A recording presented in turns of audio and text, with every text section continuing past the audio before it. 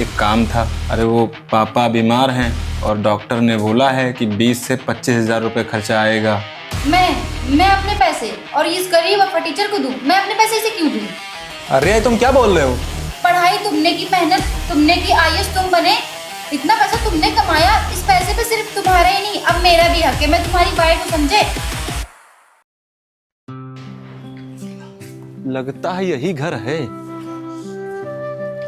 इतना बड़ा घर है, देखते हैं, रुको।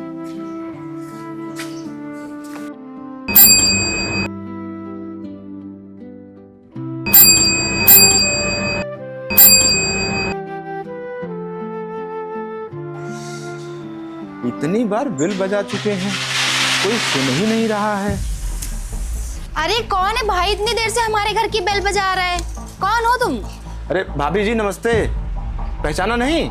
अरे कहाँ पहचान पाएंगी आप, हम तो शादी में आ ही नहीं पाए थे, इतना काम ही था। अरे कौन हो भाई तुम, और मुझे ये भाभी क्यों बोल रहे हो? अरे भाभी जी आप मुझे गलत समझ रही हैं। आप खाली एक बार विवेक से मिलवा दीजिए, वो मुझे पहचान जाएगा। हम लोग बचपन में साथ में खेले कूदे हैं। क्या मैं तुम जैसे भिखारी को अपने घर का नौकर भी न रखूं? और तुम बता रहे हो कि तुम विवेक जी के दोस्त हो? तुम जैसे पता नहीं कितने लोग आते जाते हैं रोज। अगर मैं तुम्हें मिलवा भी दूंगी विवेक जी से तो तुम उनके हाथ पर पकड़ोगे तो 150 दे देंगे, फिर तुम वापस चले जाओगे। एक काम करो, तुम मुझसे 50 रुपए ले लो और निकलो यहाँ से। और वैसे भी अगर तुम्हें यही सब ड्रामा करना है तो मुझे अभी बता दो, ठीक है? मुझे ये सब ड्रामा नहीं पसंद है। कहाँ वो और कहाँ तुम? एक काम करो, ये लो 100 रुपए पकड़ो और निकलो यहाँ से।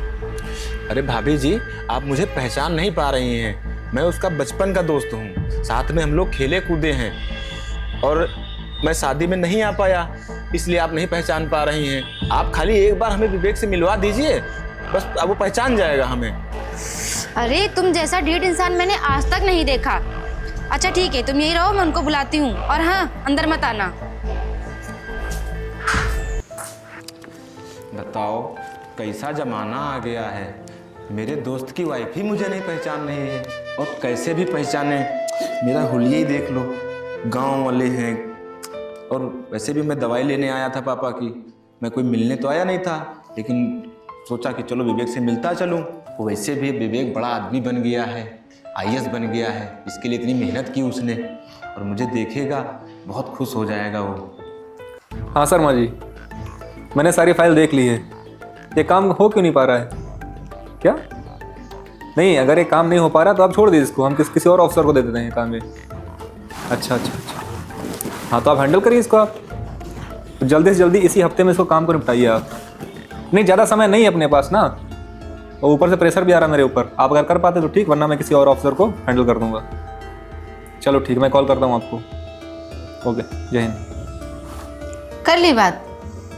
हाँ एक इम्पोर्टेंट है थोड़ा, तो हो रहा है। और अरे वो पता नहीं कौन बाहर कोई आया हुआ है, भिखारी टाइप का है, गंदे गंदे से कपड़े पहन रखे, और बोल रहा है कि आपका दोस्त है, बचपन का है।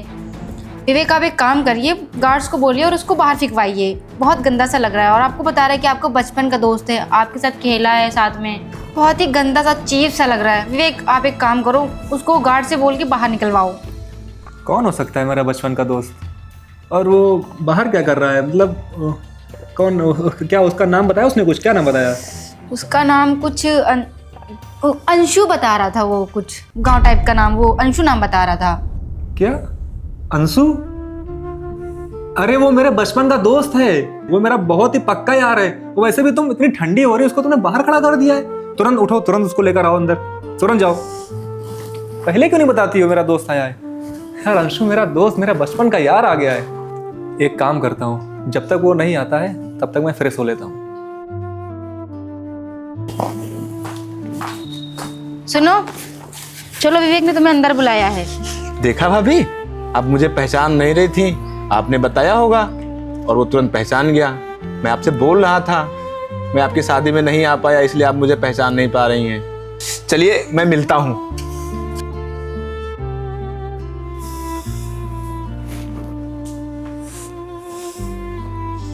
बैठो। अरे अरे, यहाँ कहाँ बैठने जा रहे हो? अपनी हालत देखिए, तुम्हारी औकात है सोफे पे बैठने की? पता है कितना महंगा सोफा है मेरा? एक तो इतने गंदे से कपड़े पहन रखे। अगर तुम मेरे सोफे पे बैठोगे तो मेरा सोफा गंदा हो जाएगा। एक काम करो, वहां नीचे बैठो। बैठो। ठीक है, यहीं रुको, मैं विवेक को बुला के लेके आती हूँ। और हाँ, किसी भी सामान को हाथ मत लगाना, समझे? कैमरे लगे हैं चारों तरफ।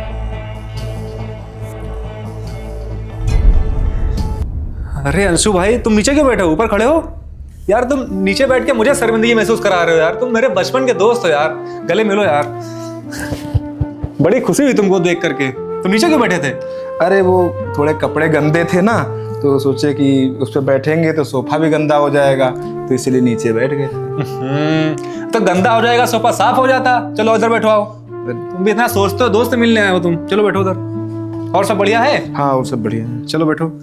यार अंशु, तुम मेरी जान हो, तुम मेरे बचपन के दोस्त हो, लंगोटिया यार हो। तुम्हारे साथ पूरा बचपन गुजरा हुआ है। खैर ठीक है, आने में कोई तुम्हें तकलीफ तो नहीं हुई? मेरा घर मिल गया ना तुमको ना यहाँ पर? हाँ भैया, घर मिल गया था। और बताओ भैया, तुम्हारा क्या चल रहा है?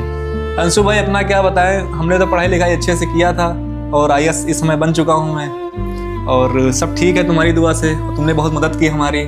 और वैसे भी हमारी पोस्टिंग शहर में हो गई थी, तो थोड़ा मिलना जुलना कम हो गया था, बातें नहीं हो पाती थी।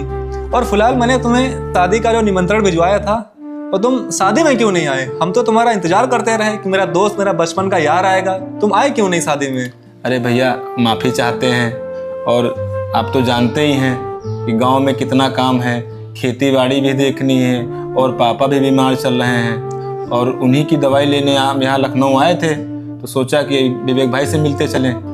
और हाँ विवेक भाई, लगता है भाभी इसीलिए नहीं पहचान पाई जो हम शादी में नहीं आ पाए थे। हाँ, अगर तुम शादी में आते तो मेरे दोस्त को पहचान जरूर लेती वो। कोई बात नहीं, अब तुम आ गए हो, अब जान पहचान बनवा देंगे भाभी से। आर्या, वैसे बाहर ठंडी बहुत हो रही है इस समय। तो आर्या आ गई है। आर्या, ये मेरा दोस्त है अंशु। ये मेरा बचपन का लंगोटिया यार है। पूरा बचपन मैंने इसके साथ बिताया है। और तुम्हें पता है, मुझे बचपन में कभी भी कोई प्रॉब्लम आती थी, चाहे पढ़ाई को लेकर के हो, चाहे कोई समस्या हो, ये हमेशा मेरे साथ खड़ा होता था। इसके पास भले पैसे हो या ना हो, लेकिन मेरी जरूरतों के लिए कहीं ना कहीं से ये इंतजाम करके लाता था। खैर सब बातें छोड़ो। अंशु, ये आर्या तुम्हारी भाभी। हाँ, भाभी से मिला था बाहर। अच्छा। लेकिन भाभी को मैंने बताया भी कि हम विवेक के बचपन के दोस्त हैं, और हम लोग साथ में खेले हैं और साथ में पढ़ने जाते थे। और भाभी जो है मतलब बोल रही थी, जानती नहीं है, क्योंकि भाई हम शादी में नहीं आ पाए थे आपके। और हाँ विवेक भाई, एक काम था। हाँ बोलो अंशु भाई, क्या काम आ गया बताओ। अरे वो पापा बीमार हैं, और डॉक्टर ने बोला है कि 20 से 25 हज़ार रुपये खर्चा आएगा। और मेरे पास तो तुम जानते हो इतने पैसे अभी हैं नहीं। तो अगर आप हमें दे देते तो मैं आपको फसल बेचने के बाद मैं आपको वापस कर दूंगा। अरे अंशु भाई, कैसी बात कर रहे हो तुम? दोस्त है तुम्हारे, तो ये सब तुम्हारा ही तो है। ये सब तुम्हारी वजह से सब हुआ है। आज मैं IAS बना हूँ तो सिर्फ और सिर्फ तुम्हारी मदद की वजह से। मेरे बुरे वक्त में तुमने इतना सहारा दिया मुझे। अब आज तुम्हारा बुरा वक्त है, तो क्या मैं सहारा तुम्हारा नहीं दूंगा? आर्या, एक काम करो, अलमारी से जो है 25 नहीं 30 हज़ार लेकर आओ। मैं अपने पैसे और इस गरीब और फटीचर को दूं? मैं अपने पैसे इसे क्यों दूं? अरे तुम क्या बोल रहे हो? हाँ, ये मेरा दोस्त है, बचपन का यार है। अगर इसने मेरा साथ ना दिया होता पैसों से लेकर के, तो आज मैं IAS ना बन पाता। और मैं अगर IAS ना बनता तो शायद तुम मुझसे शादी भी ना करती। अरे तो क्या हुआ? पढ़ाई तुमने की, मेहनत तुमने की, IAS तुम बने, इतना पैसा तुमने कमाया। इस पैसे पे सिर्फ तुम्हारा ही नहीं, अब मेरा भी हक है। मैं तुम्हारी वाइफ को समझे, और मैं अपने पैसे ऐसे किसी गरीब को नहीं देने दूंगी। अरे विवेक भाई, आप परेशान ना होइए, हम मैनेज कर लेंगे। हम अपना जो है खेत बेच देंगे, और हम अपना पापा का ऑपरेशन करवा लेंगे। आप परेशान ना होइए। अरे अंशु भाई, तुम खेत क्यों बेच दोगे? और आर्या, तुम कैसे बात कर रहे हो? तुम्हें तमीज नहीं बात करने की? मेरी एक बात तुम नहीं मान रही हो। और तुम्हें पता है भैया ने मेरे लिए क्या क्या झेला है, क्या सैक्रिफाइस किया उन्होंने? पता है तुम्हें कुछ? क्या सैक्रिफाइस किया है? मुझे भी बताइए जरा, मैं भी जानूं कि इन्होंने आपके लिए क्या क्या झेला है। बताइए। अच्छा ऐसी बात है, अगर तुम सुन सकते हो तो सुनो। अंशु भैया, नमस्कार भैया। ठीक हो भैया? हाँ भैया, सब बढ़िया है। चारा कर रहे हैं, थोड़ा बीमार है ना, ये वजह से रहे। हम हूँ आपके पास आए रहा, थोड़ा एक वजह खातिर हमका कोई जरूरत रहा है। बताओ भैया। तो हम चाहते रहे कि आप हमारी मदद कर दो आप। अरे बताओ, बिल्कुल भैया, कहे नहीं, बताओ। लेकिन हम वही सोच रहे हैं हम कैसे कहें आपसे। अरे बेझिझक होके कहा भाई, अब आपको हम कैसे बताएं कि हमारे लखनऊ में आईएएस का इंटरव्यू लगा हुआ है। हाँ हाँ। तो हमको वहाँ पर जाना है, लेकिन वही है कि हमारे पास अब पैसों का इंतजाम है नहीं। जो भी थे सब खत्म हो चुके हैं। अरे तो इतना परेशान क्यों हो रहे हो? बताओ तुम्हें कितने पैसे चाहिए? भाई परेशान तो यार अब क्या बताएं, इतनी मेहनत किया था, पढ़ाई लिखाई की थी, बस थोड़े पैसों की वजह से इंटरव्यू अगर छूट जाएगा तो बहुत दिल में मलाल रहेगा। तुम इंटरव्यू ना छोड़ो, तुम्हें कितने पैसे चाहिए ये बताओ खाली बस।